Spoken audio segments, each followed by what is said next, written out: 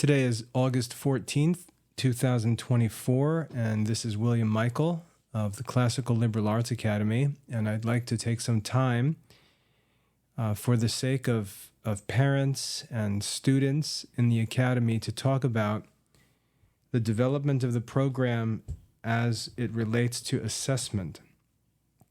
Now, this is really a talk, an administrative talk, that's important because the question of assessment is undervalued. It's underestimated in discussions about education, and really there are only two activities in education. There's study and assessment, and if we get study wrong, obviously we have problems. But if we get assessment wrong, we also have problems, and there are many problems with assessment in modern education. Now, one of the temptations that I've had to wrestle with since I've worked in education, the whole time I've worked in education, has been being impatient and trying to rush onto a final product rather than address the actual problems in education, because the problems in education can't be fixed quickly. The decline of education is not something that started 10 years ago or 50 years ago. It's something that started 400 years ago. And education has degenerated over these 400 years. It's been derailed by all kinds of bad ideas and bad practices. It's been affected by politics. It's been affected by bad money. And it's just a mess. It's really a tragedy. It's a train wreck. And, the kids of this generation, I really feel like they have no chance. Our responsibility is to sacrifice our own generation to try and fix this, to at least nudge education so that it's moved into the right direction. And we're not going to enjoy the fruits of it. Our children are not going to enjoy the fruits of it, but we have a choice to make. Either we can say, you know what, there's nothing we can do about it, and so we're just going to ignore it, or we can say, we've got to do something about this because it's just going to get worse. And in the Classical Liberal Arts Academy, what I'm trying to do is make a contribution that simply gets this train moving back in the right direction. And it's going to be up to the next generation to pick up where we leave off and keep going.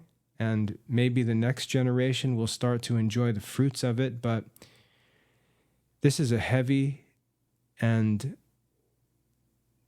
discouraging challenge that we face because, as I said, it's a problem that's developed over 400 years, going all the way back to the time of the Renaissance and Reformation. It's just compounded generation after generation.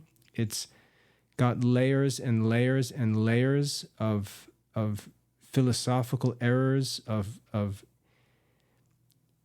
flawed political movements, all kinds of mistakes and failures, and they just have been layered one after the other. They just keep adding and adding and adding. Nothing is ever fixed. Nothing is ever removed. There's never any reform. It's just more and more and more. If you listen to teachers and administrators in modern education, you'll see they're always just complaining that they need more money. They need more money. And the reason why they need more money is because they just want to keep adding and adding and adding.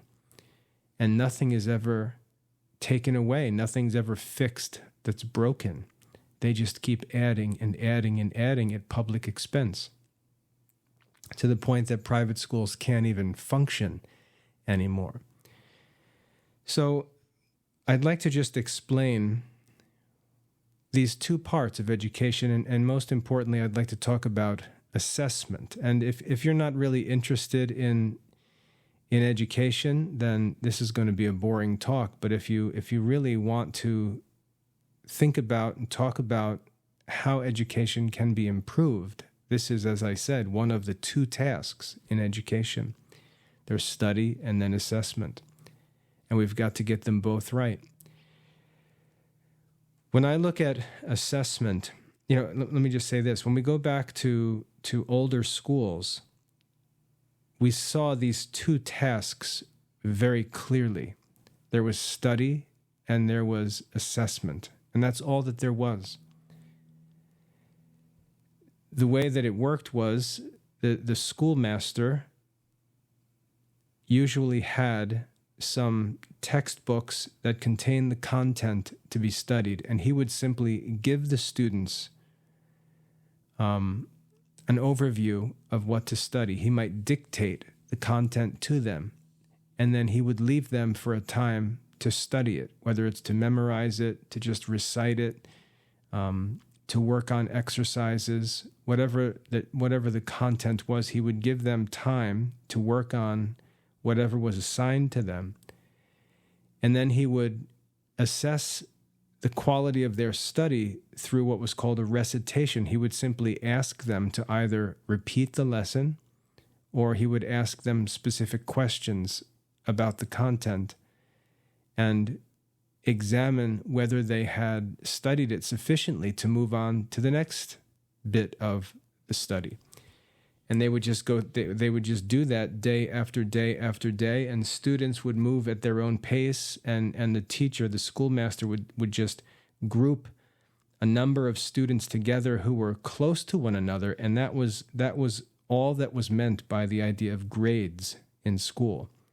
Grades or forms or classes, they were just fluid groups of students that were organized based on the progress of the students in the school.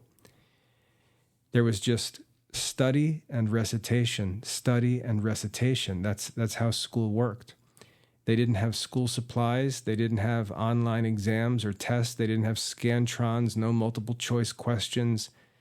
It was just study and recitation.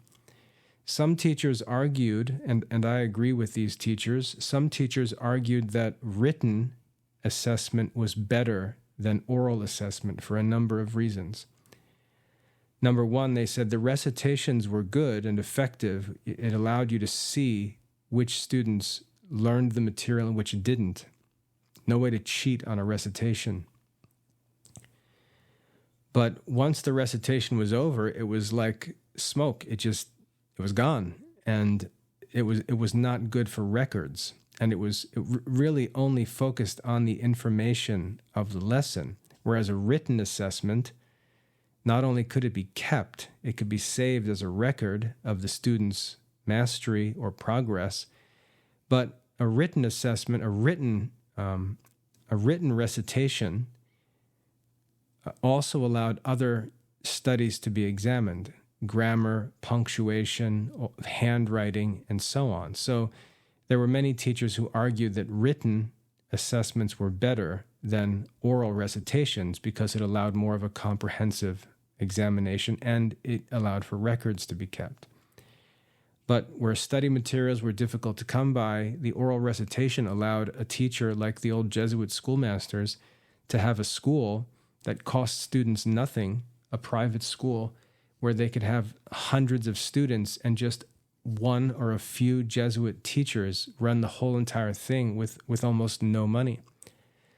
And so you can see the benefits of that system, just study and recitation, study and recitation. Now, when we come to modern education, a lot has changed. So we can't just have a nostalgic, overly simplified view of education and say, we're just going to do exactly what they did. We're going to go back, read the Ratio Studiorum, or go back to some history of teaching or history of pedagogy books and learn what they did in the 1850s or in the 1580s and just recreate what they did. There are reasons why we should not do that. Many of the things they did because of the circumstances that they worked in. They did it because of supplies that were available to them, and so on. And our circumstances are different. For us, for example, study supplies, teaching supplies, technology, it's a completely different world. And so we've got to understand the principles that directed what they did, but we've got to take those principles into our unique circumstances and ask, how can we best serve our students? How can we best work towards the goals of education? And we can't simply copy what people did. And so when we talk about classical education, we're not just restoring something that used to be done. We're distilling the principles of the education that was provided, maintaining the goals of the education that was provided, but we're doing so with different circumstances that require prudence. We have to have wisdom in practical matters to know what should be done for students today. There are many different things. We're teaching in a generation, for example, where there are compulsory education laws, legal education requirements that other generations didn't have to deal with. We have to deal with them. We have to have students study levels of mathematics and social studies and foreign language that many classical schools didn't even pay attention to. For example, if you go back to the Ratio Studiorum and look at what they did for mathematics, you won't find anything. They weren't concerned about mathematics. Mathematics was considered a specialization. It was considered a philosophical study, but it wasn't part of the core curriculum. They were much more concerned with grammar and languages and rhetoric and reasoning, moral education, theology, and so on. They weren't worried about mathematics. Today, that's very different. We've got to deal with mathematics not as a part of true education. We've got to deal with mathematics as a part of a political and ideological movement of modern society that has been made mandatory by law.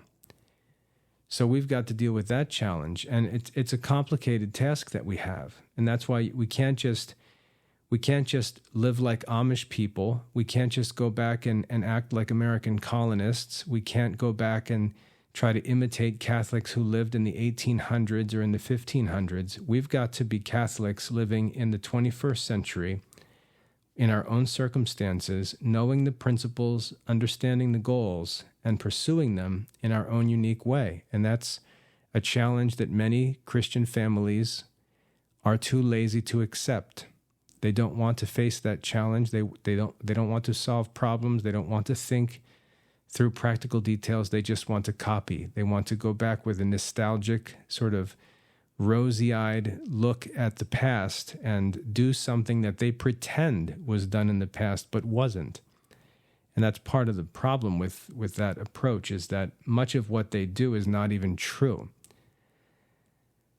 So the challenge is to identify the principles. And if you're working in educational administration, and if you're a homeschool parent, you are working in educational administration, and you better realize that. But if you're working in a private school, and you've got to work to improve the school and help the students as much as possible, you've got to answer these questions about these two tasks. How do we study, and how do we assess? Those are the two essential tasks of education.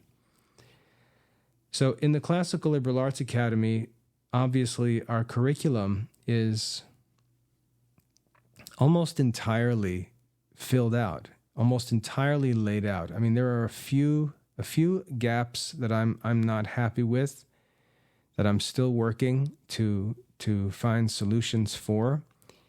But for the most part, we've restored the whole classical liberal arts curriculum.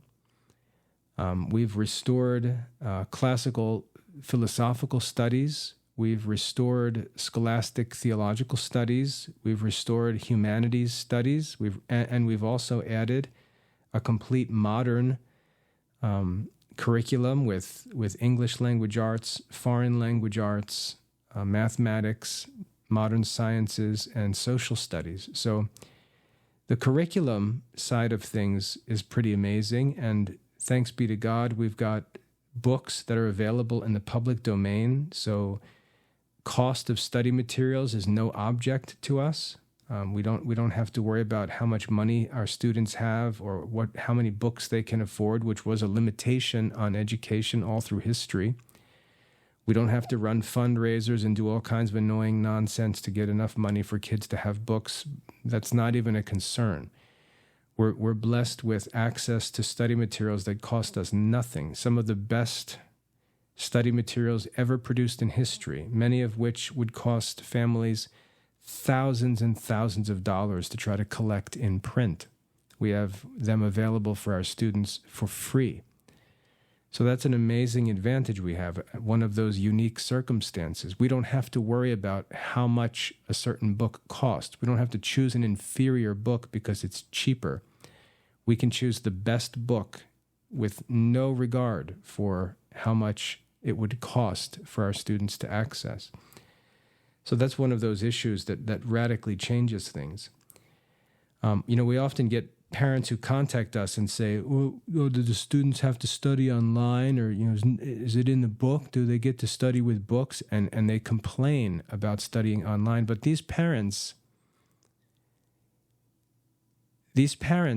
are not capable of purchasing the books that our curriculum would require. And so what they do is they go to another program that offers printed books, and the total of the books might be a couple $100 a year, but you're getting like cheap workbooks published by a homeschool program that have never been used in history, that aren't quality books.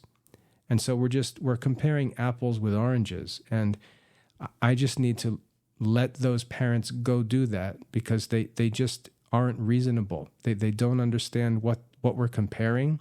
They don't understand what they're doing, and it's just not a reasonable discussion to choose a program because it's in printed book form, without asking what the goals are, without asking what the methods are that are to be studied, without asking if they include the necessary content, and so it's just an irrational conversation.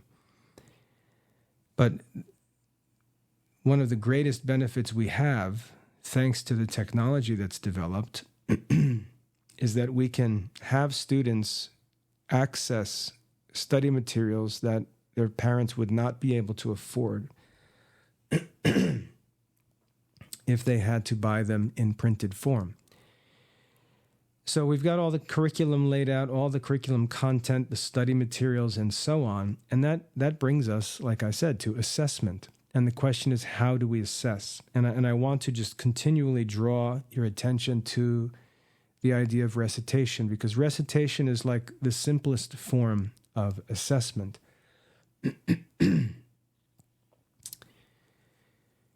The simplest approach to assessment is to say, "Thomas, stand up. Recite your lesson for me. Tell me what the lesson says," and have the student just recite the lesson.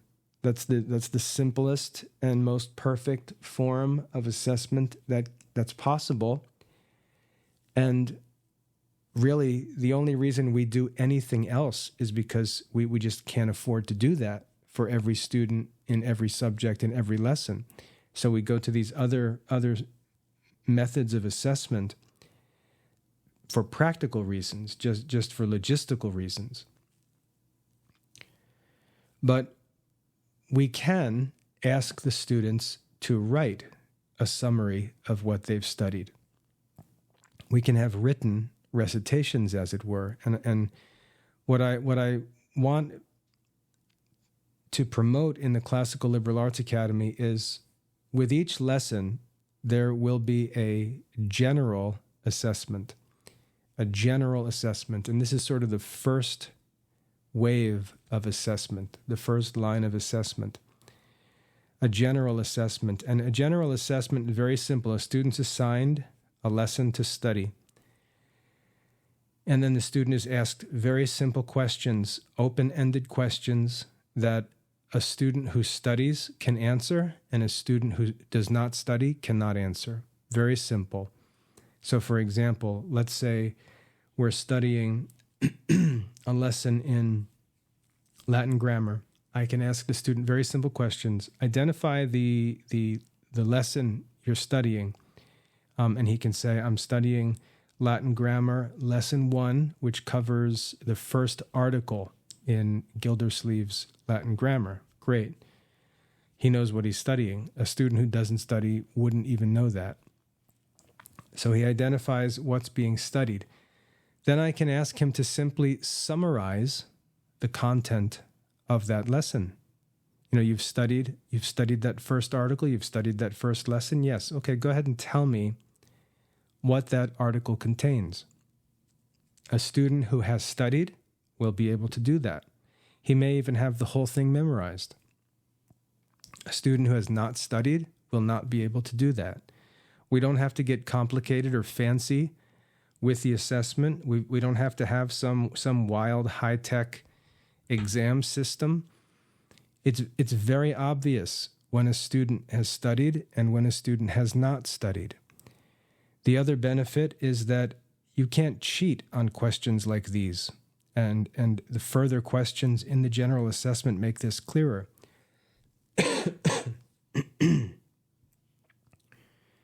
In this age of artificial intelligence with ChatGPT and all this stuff, schools are being destroyed by students who don't study and just go look stuff up and copy and paste answers. That's caused by lazy, faulty assessment. This general assessment, there's no way past it unless you've studied, because other questions are going to follow like this. Tell me what is the main idea or the main concept of this lesson. You can't look that up on ChatGPT. That's not a Google question. You've got to study, reflect on the lesson, and make a judgment. What is the most important idea? What is the main idea of this lesson? The next question is something like, identify something new or interesting that you learned in this lesson and explain what's interesting about it. That's a personal question about one's studies. Not even about the content necessarily, but about one's own experience with the study. Then I'll ask questions like, how do you think this lesson will help you in reading and understanding Latin studies? And again, this is a judgment question. This is a personal application question. This is not something you can look up. And so you can see that the kinds of questions that are asked are really not just simple questions of retrieving information from a lesson. They're really a conversation between a schoolmaster and a student, asking the student about his actual study experience. And that's the real goal of assessment, is to have the teacher and the student discuss the study together. And again, like I said, there's no point in cheating. There's no way to get around the assignment. And the teacher, assuming that he is a master of the content of the lesson, he can very easily judge the quality of the student's responses. Moreover, because these assessments, these general assessments are written, he can also take the opportunity to discuss grammar, handwriting, communication skills, neatness, and so on, even formatting and typing and things like that. So all of those different aspects of the student's work can be evaluated and discussed, commented on, and even graded. And so all of that can be done with the first wave of assessment, which I just call the general assessment. Now, beyond that, we've got a number of different options. In addition to the general assessment, there will also be what's going to be called a special assessment. So the general assessment is a general assessment of the student's studying, the student's actual work to learn the content of the lesson. The special assessment will evaluate the accuracy with which the student has studied the lesson. So, for example, if in the Latin grammar lesson the student has learned, the conjugation of a Latin verb, the general assessment will ask about the study, what was studied, what was learned, what was the main idea, what's helpful, and so on. The special assessment will ask the student to give the details of that conjugation, to give the conjugation of a specific verb. So it's an objective, specific assessment that gets into the details. So that's a second level of assessment, and there may be multiple special assessments depending on the content of the lesson. But there will be a general assessment that is evaluating the student's work and understanding of what he needs to do to study, which is very important and neglected in most schools. And then there will be a follow-up assessment or set of assessments which dig into the detail of the content of the lesson to make sure that what needs to be learned is actually being learned accurately. Now, we can see that both of those will be written assessments. And again, I think the written assessments are important because the students are challenged to communicate. They're given open-ended questions, and they have to come up with the answers. They have to decide how to present the answers. They have to decide how to format the answers, and so on. It also allows great flexibility because the written assessments, they can be done right on the assessment page. They can be done right on the study center by the students just typing in the answers on the assessment pages and submitting them. They can be done in a typed document like a Google Doc or a Microsoft Word document. They can be done by hand on a sheet of notebook paper. The written assessments allow for a wide variety of options for students as to how they'll actually complete their assessments. So we have parents who contact us who would really like to have the children do their work the old-fashioned way on notebook paper with a pencil and just write their answers, and then they can easily submit them because they can just grab a smartphone, open up the Adobe Scan app, scan the pages of the assignment that were completed on notebook paper, and submit them. So it's very easy to work by hand, to work in Microsoft Word, Google Docs, or just type the answers into the assignment page. Lots of flexibility for the kids because of the written assessments. So lots of benefits. Now we can go even further, and we can post an online quiz if we'd like to. So if we've got some content in a lesson that lends itself to an online quiz, like let's say math facts, multiplication facts, for example, and it's good for the kids just to drill and to have a timed, pressurized speed drill quiz on multiplication facts or on verb forms or noun declensions or whatever, vocabulary and so on. An online quiz can be helpful, and that's another available form of assessment, and that would be considered another special assessment. Now, I became convinced of the value of online quizzes when I was teaching in classrooms, because at the beginning of every one of my classes, I would always start the class with a quiz on what we had done before or what the homework was. So, for example, let's take a Latin class. Kids would come in, we'd get started, and I'd say, all right, take out a sheet of paper, and we're gonna have a quick Latin vocabulary quiz. And I'd give them 10, 15, 20 words in a quiz. We'd take 10 minutes to take the quiz. I'd have them trade papers with one another. We'd then go over the answers. We could talk about it, correct things. They would grade each other's papers. They would all be made to read their grades out loud, which made them accountable for their studies. I'd record their grades as they read them, and that was it. We did a quiz. But as I was doing that, we had 90-minute block periods in the private school I taught in. I used to think to myself, this zaps 20 minutes out of every class period. And this was really when online, not even online, but internet computer-based stuff was developing, 2007, around there. I said, man, if I could just make like an online quiz, they could do this on their own. This could be their homework, and we would just be able to start class and hit the ground running, So that's where I started thinking about and using quizzes as an important part of special assessment to save class time for more appropriate activities. But they're great because they can be made very difficult. The time limits can be made very tight, and the kids can be made to take them over and over again. They allow for constant review. We take the kids' highest grades, and there's just lots of benefits with online quizzes. And again, that's another form of special assessment. Now, all of that, right, the general assessment, the special written assessment, quizzes, things like that, they all pertain to one lesson. They pertain to one lesson. So they help a student to really master the content of a single lesson. But as we move on to the next lesson and future lessons, we want to challenge the students to review all that's been studied and gain a comprehensive knowledge of the whole study.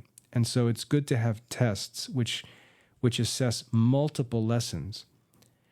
And so in addition to the general assessment, which is written, the special assessment, which is written, quizzes, which focus on individual lessons, the content of individual lessons, tests will assess a student's knowledge of the content of multiple lessons.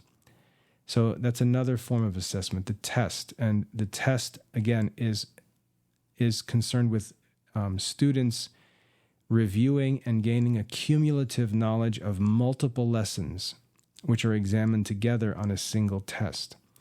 In addition to tests, there are also written assessments, essays, which serve the same purpose, but focus on concepts or themes that extend through the course, things that can't really be tested on an automatically scored test.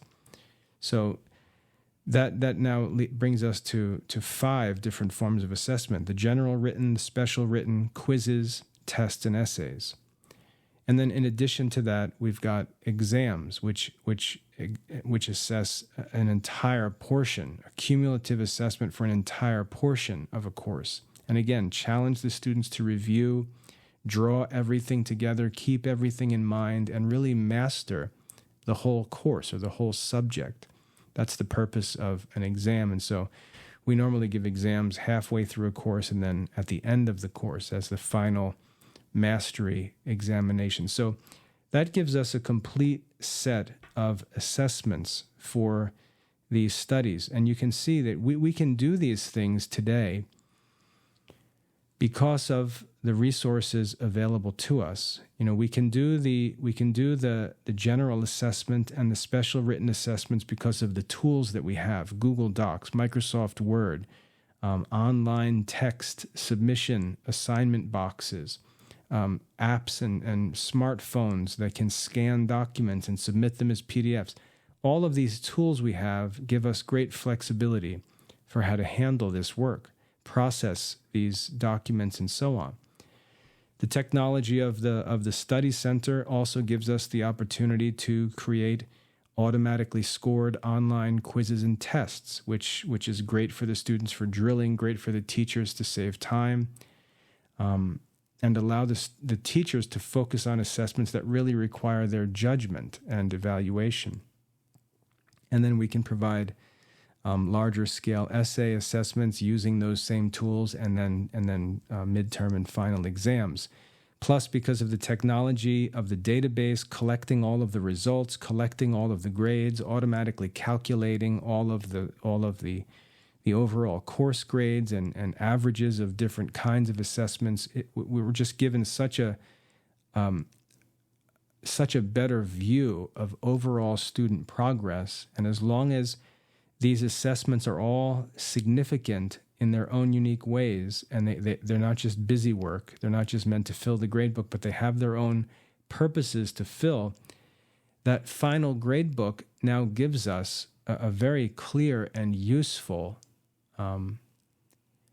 summary of the student's progress. We can see consistency, we can see certain areas of weakness, we can see strengths on one assessment and weaknesses on another assessment. We can see improvement. We can have students repeat past assessments to prove progress is being made and so on.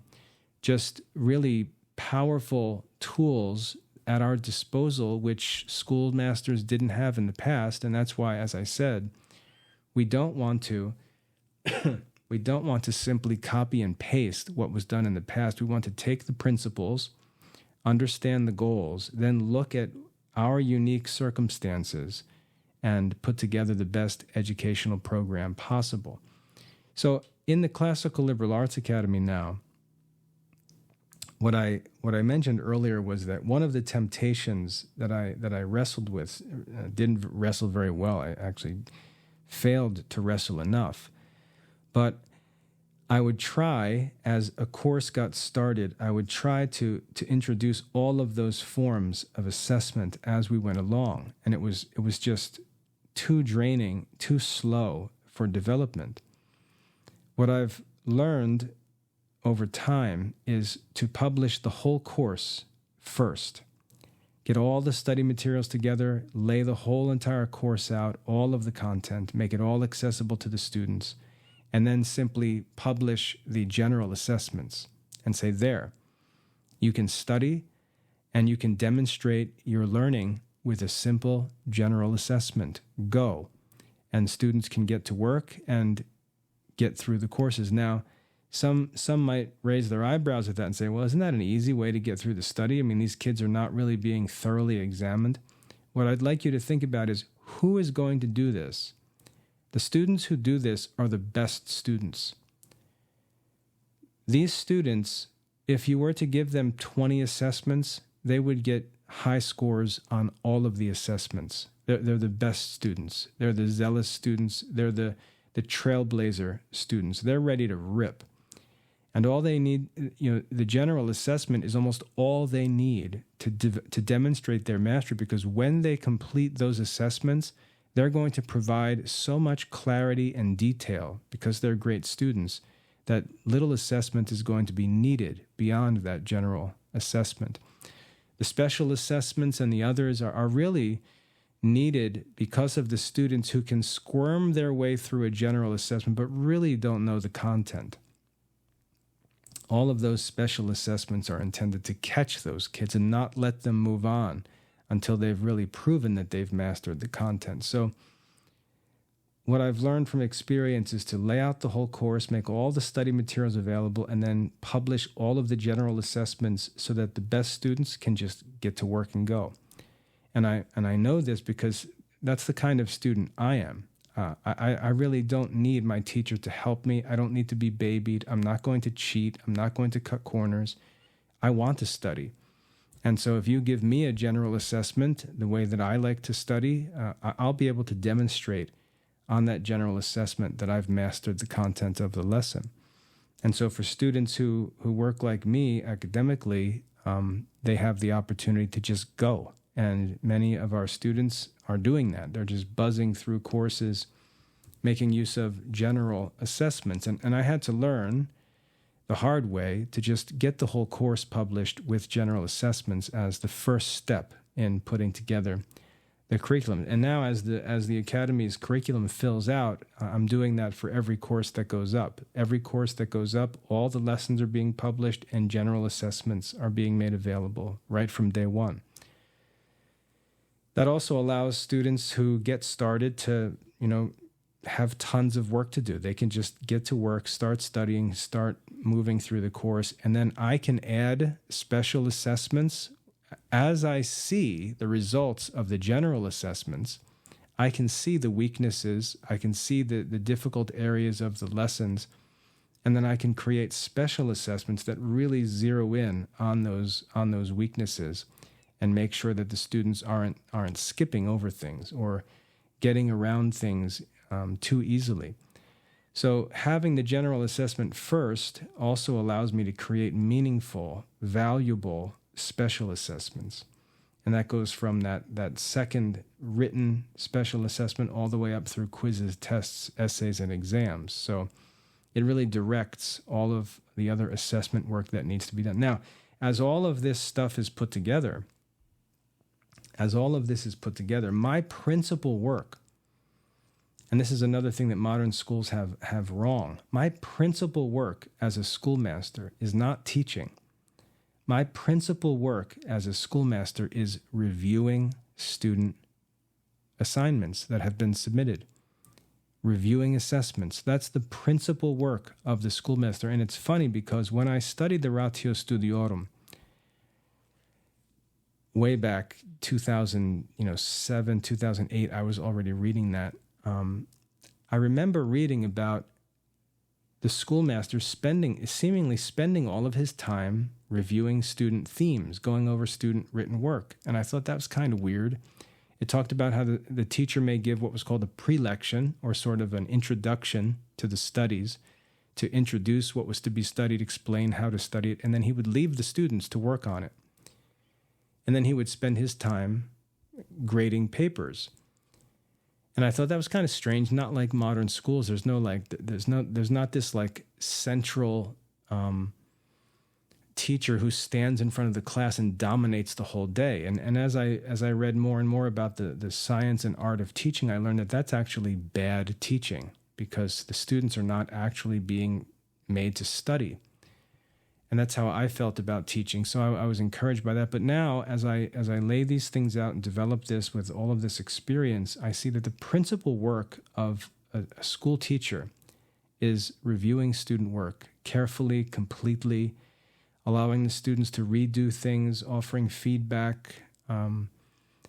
That's really the work that I'm going to spend the rest of my life doing, is just reviewing student work, creating assessments, and then reviewing all the submissions. So the students don't need someone to teach them. They don't need someone to explain to them what's already written in the book. They need to learn how to access content directly from text by themselves. And I talked about this recently.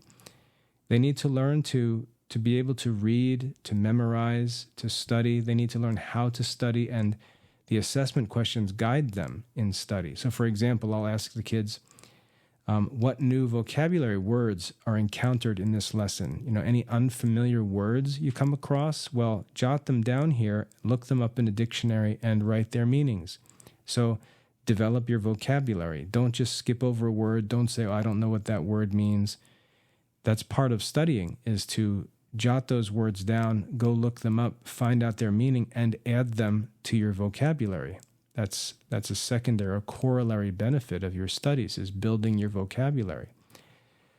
So all of that can be built into the assessments, all the questions I would have them answer, which should also direct their studies and guide them through their lessons and teach them how to attack a lesson, what to look for in a lesson, how to process a lesson, how to master a lesson, and so on. And then my work is really reading what they write and submit, and judging whether they have studied carefully and completely and have offered evidence that they have done so.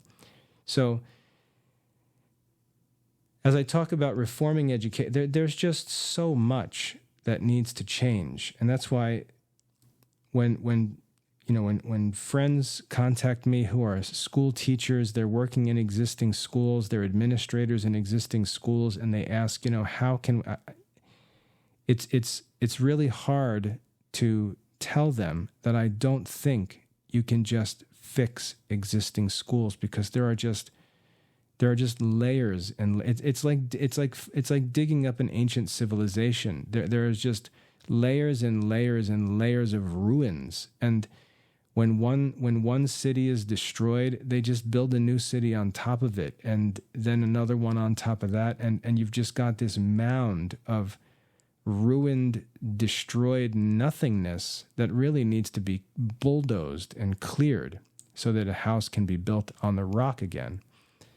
And with schooling, that's what it's like. There's just so many layers of corruption and uselessness and bureaucracy that I don't think there's a way to just, change the school uniforms or repaint the walls and get some different books or have the teacher use a different method. That's just not how it works. It's not what's needed. I really believe that the only chance for reformation in education is renewal. It needs to just start from scratch. So in the Academy, I'm focused entirely on the curriculum work and on establishing the methods and the resources needed for studies. I am not jumping ahead and thinking about schools or organizing schools or reforming schools. If you know my history, I did try to get the school movement started. I started a boarding school here in North Carolina, and we got off to a start, and it was great.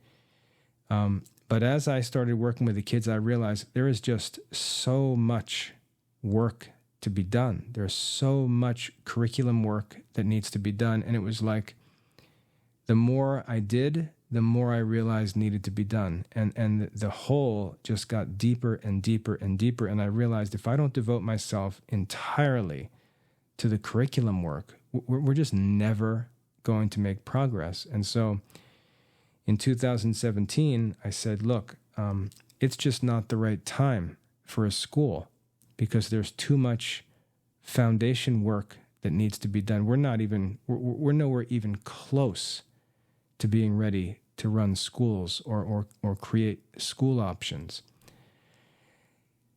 And so from 2017 on, I've just devoted myself to the curriculum work. And if you look today, our curriculum is developed sufficiently so that modern accreditation evaluators can look at it and approve it as accredited school program.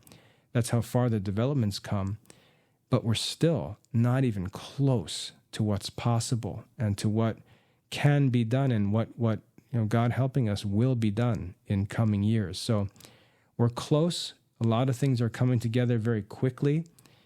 And I think that parents will see that. I mean, I know that the feedback we get from students and parents is very different than it was 10 years ago because the parents see just how much content there is, how much there is to do, how many good courses and studies there are.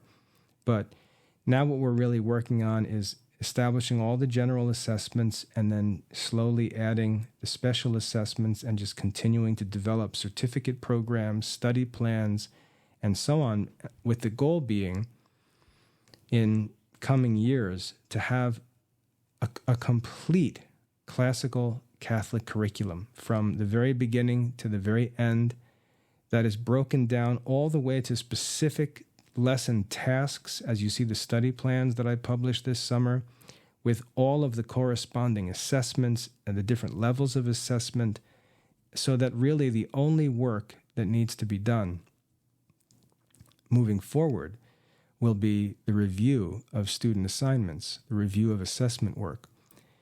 And so once we get to that point where all of that work is done and the entire system is prepared, the entire classical Catholic study program is restored, that's when it's going to be time to talk about schools.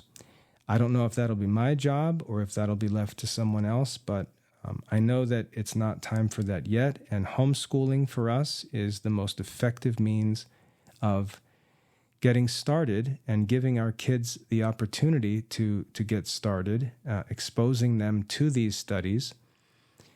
Like I said, all we can do is try to help our kids and give them as much as we can, but it's not going to fix the problems, not that quickly. It's going to take at least 2 generations before the fruits of this really start to be born. But we're getting closer, and the vision for assessment is clear. And as we develop this, you're going to see this work itself out. But I thought it would be helpful if I explained what we're doing and what the goal is for parents and for anyone else interested in the behind the scenes, the back office administrative stuff. I thought it would be helpful to explain it, and it's just good for me. The benefit of recitation for students, me talking through these things, I get the benefit of recitation. That what I just presented, that 48 minutes or whatever, that was my recitation of my study and work in school assessment. So we just see this fundamental science of education, which really boils down to study and assessment. And I hope that's a helpful overview of how assessment is working and will continue to develop in the Classical Liberal Arts Academy. God bless.